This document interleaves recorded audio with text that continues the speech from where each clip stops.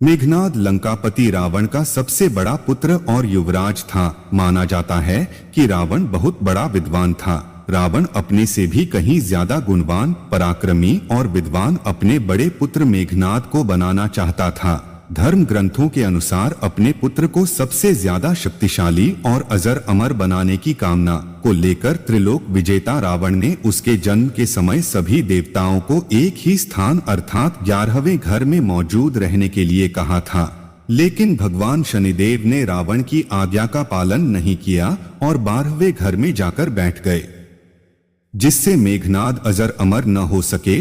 राम और रावण के बीच युद्ध में लक्ष्मण ने मेघनाद का वध किया था। लक्ष्मण ने अपने बाण से मेघनाद का सिर धड़ से अलग कर दिया था। रावण ने अपने ज्येष्ठ पुत्र का नाम मेघनाद क्यों रखा, इसके पीछे भी एक कहानी है। मंदोदरी ने जब पुत्र को जन्म दिया तो तब उसके रोने की आवाज किसी सामान्य बच्चे की तरह नहीं बल्कि बादलों की गड़गड़ाहट की तरह सुनाई दी। इस वजह से उनका नाम मेघनाद रखा गया। क्यों कहे जाने लगे, इंद्रजीत पौराणिक कथाओं के अनुसार रावण ने स्वर्ग पर अपना कब्जा जमाने के लिए देवताओं पर आक्रमण कर दिया। इस युद्ध में मेघनाद ने भी भाग लिया था। युद्ध के दौरान जब इंद्र ने रावण पर आक्रमण करना चाहा तो अपने पिता को बचाने के लिए मेघनाद आगे आ गए। मेघनाद ने इंद्र और उनके वाहन ऐरावत पर पलटवार करते हुए इंद्र सहित सभी देवताओं को परास्त कर दिया, जिसके बाद उन्हें इंद्रजीत के नाम से भी पुकारा जाने लगा। ब्रह्मा से क्या मांगा वरदान। युद्ध जीतने के बाद मेघनाद जब स्वर्ग से निकलने लगे तो उन्होंने इंद्र को अपने साथ ले लिया। मेघनाद इंद्र को लंका ले आए। ब्रह्मा जी ने मेघनाद से आग्रह किया कि वो इंद्र को मुक्त कर दें। मेघनाद ने ब्रह्मा जी का आग्रह ठुकरा दिया। फिर ब्रह्मा जी ने इंद्र को छोड़ देने के बदले एक वरदान मांगने का वचन दिया। मेघनाद ने उनसे अमर होने का वरदान मांगा। ब्रह्मा जी ने मेघनाद को समझाने का प्रयास किया कि यह तो किसी जीव के लिए संभव नहीं है, तुम कोई दूसरा वरदान मांग लो। लेकिन मेघनाद अपनी बात से डिगने को तैयार नहीं हुए। फिर क्या मिला आशीर्वाद। ब्रह्मा जी ने मेघनाद को वरदान दिया कि अगर वो अपनी कुल देवी निकुंभला देवी का यक्ष करें और जब यक्ष पूर्ण हो जाएगा तो उन्हें एक रथ प्राप्त होगा।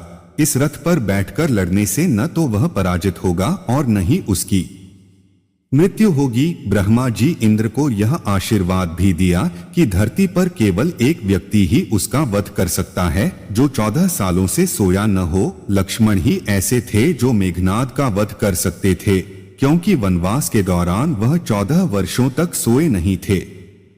यही वजह है कि राम रावण युद्ध के दौरान लक्ष्मण के हाथों मेघनाद का अंत हुआ। सुलोचना के पास भेजी मेघनाद की भुजा। युद्ध में लक्ष्मण ने अपने घातक बाण से मेघनाद का सिर उसके धड़ से अलग कर दिया था और उसे भगवान राम के चरणों में रख दिया।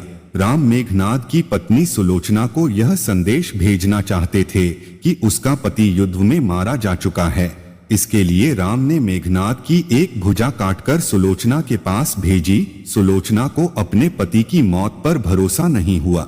तब सुलोचना के कहने पर मेघनाद की कटी हुई भुजा ने लिखकर उसे भरोसा दिलाया। भुजा ने लिखकर लक्ष्मण का गुणगान किया।